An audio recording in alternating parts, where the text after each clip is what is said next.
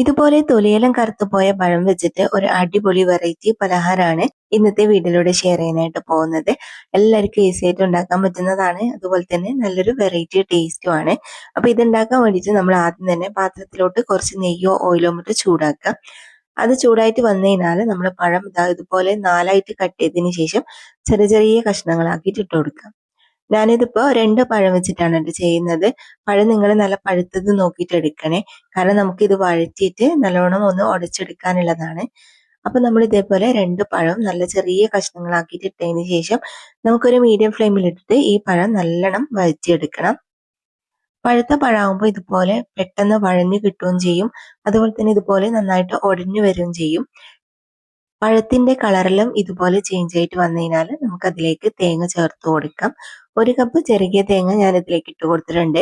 ഇനിയിപ്പോൾ നമുക്ക് ആവശ്യത്തിനുള്ള മധുരം ചേർത്ത് കൊടുക്കാം. ഇതൊക്കെ ഓരോരുത്തരുടെ ഇഷ്ടത്തിനനുസരിച്ച് ചേർത്ത് കൊടുക്കാം കേട്ടോ. ഞാനിപ്പോൾ 3 ടേബിൾ സ്പൂൺ പഞ്ചസാര ഇതിലേക്ക് ഇട്ട് കൊടുത്തിട്ടുണ്ട്. ഇനിയിപ്പോൾ നമുക്ക് നല്ലൊരു ഫ്ലേവറിനായിട്ട് കുറച്ച് ഏലക്കപ്പൊടിയും കൂടി ചേർത്ത് കൊടുക്കാം. പഞ്ചസാരക്ക് പകരം വേണമെങ്കിൽ നിങ്ങൾക്ക് ശർക്കരയും ചേർത്ത് കൊടുക്കാം. ശർക്കര ആണെങ്കിൽ ഒരു 1-2 ഒച്ച ശർക്കര നന്നായിട്ട് പൊടിച്ചെടുത്തിട്ട് ഇതിലേക്ക് ഇട്ട് കൊടുത്താലും മതിയാവും. എന്നിട്ട് നമുക്ക് ഇതേപോലെ നന്നായിട്ട് ഇളക്കി യോജിപ്പിച്ചിട്ട് എടുക്കണം. ഈ പഞ്ചസാര എല്ലാം നല്ലോണം മെൽട്ടായിട്ട് ഇതേപോലെ നന്നായിട്ട് യോജിച്ച് വരണം. ഇടയ്ക്ക് നിങ്ങൾ ഇതുപോലെ ഒന്ന് ഉടച്ചു കൊടുക്കുകയും കൂടി ചെയ്യണേ.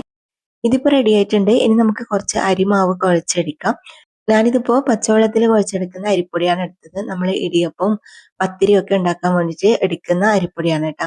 അപ്പൊ നിങ്ങൾ ചൂടുവെള്ളത്തിൽ കുഴക്കുന്നതാണെങ്കിൽ ആ ഒരു രീതിക്ക് ഇതുപോലെ നമ്മൾ കുഴച്ചെടുക്കാം. എന്നിട്ട് ഇതുപോലെ കുറച്ച് കുറച്ച് മാവ് കയ്യിലെടുത്തിട്ട് ഇതുപോലെ ഇങ്ങനെ പരത്തണം. എന്നിട്ട് നമ്മൾ നേരത്തെ റെഡിയാക്കി വെച്ച ഫില്ലിങ് ഇതിനകത്തേക്ക് വെച്ച് കൊടുത്തിട്ട് ഇതേപോലെ നന്നായി പ്രസ് ചെയ്ത് റോൾ ചെയ്തിട്ട് എടുക്കാം. അപ്പൊ ഇത് ഞാൻ എല്ലെണ്ണം ഇതേപോലെ റെഡിയാക്കിയിട്ടുണ്ട്. ഇനിയിപ്പോ നമുക്കിത് ആവിയിലാണ് കേട്ടോ വേവിച്ചെടുക്കേണ്ടത്. അതിനായിട്ട് സ്റ്റീമറിൽ കുറച്ച് വെള്ളം ചൂടാക്കിയിട്ട് അതിലേക്ക് നമ്മൾ തയ്യാറാക്കിയ എല്ലാ മാവും വെച്ച് കൊടുക്കാം. ഇനി നമുക്ക് ഒരു 15 മിനിറ്റ് ഇത് ഹൈ ഫ്ലെയിമിൽ വെച്ചിട്ട് കുക്ക് ചെയ്തെടുക്കണം. അപ്പൊ ഇതാ 15 മിനിറ്റ് കൊണ്ട് തന്നെ നമ്മുടെ അടിപൊളിയായിട്ടുള്ള ചായ പലഹാരം റെഡി ആയിട്ടുണ്ട്. ചായക്കടിയായിട്ട് മാത്രമല്ല നിങ്ങൾക്ക് ഇത് ബ്രേക്ക്ഫാസ്റ്റ് ആയിട്ടൊക്കെ കഴിക്കാൻ പറ്റും. നമുക്ക് കുട്ടികൾക്ക് സ്കൂളിലേക്കെല്ലാം കൊടുത്തുവിടാൻ പറ്റുന്ന ഒരു പലഹാരമാണ് കേട്ടോ ഇത്. അതേപോലെ തന്നെ പഴമൊന്നും കഴിക്കാത്ത കുട്ടികൾക്ക് ഇതുപോലെയെല്ലാം നമുക്ക് ചെയ്തു കൊടുക്കാവുന്നതാണ്. അപ്പൊ ട്രൈ ചെയ്യാൻ മറക്കണ്ട. ഇതുവരെ ഇങ്ങനെ ചെയ്ത് നോക്കിയിട്ടില്ലെങ്കിൽ ഉണ്ടാക്കി നോക്കിയിട്ട് ഫീഡ്ബാക്ക് അറിയിക്കണേ. അപ്പൊ ഇന്നത്തെ വീഡിയോ നിങ്ങൾക്ക് എല്ലാവർക്കും ഇഷ്ടമായിട്ടുണ്ടാവും എന്ന് വിചാരിക്കുന്നു.